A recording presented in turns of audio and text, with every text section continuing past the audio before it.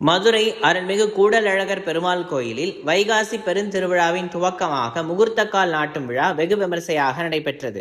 விழாவில் பக்தர்கள் ஏராளமானோர் கலந்து கொண்டு சுவாமி தரிசனம் செய்தனர். 108 வைணவ திபதேசங்களில் 47வது திபதேசமானதும் ஆழ்வார்களால் பாடல் பெற்ற திருத்தலமாகவும் விளங்கும் மதுரை கூடலழகர் பெருமாள் கோவிலில் நடைபெறும் சிறப்பு பெற்ற விழாக்களில் வைகாசி பெருந்திருவிழாவும் ஒன்று. மே மாதம் 22ஆம் தேதி துவங்கி ஜூன் மாதம் 5ஆம் தேதி வரை நடைபெறவிருக்கின்றது.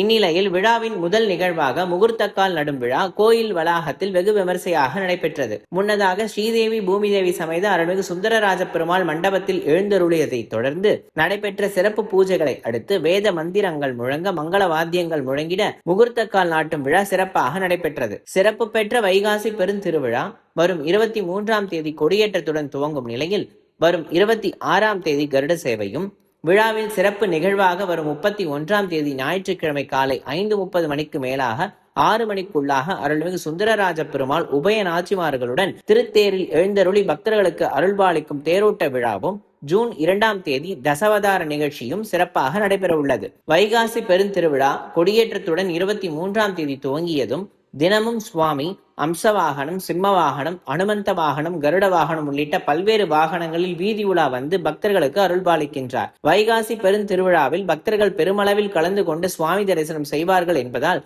தேவையான ஏற்பாடுகளை கோயில் நிர்வாகம் சார்பில் சிறப்பாக செய்யப்பட்டு வருகின்றது.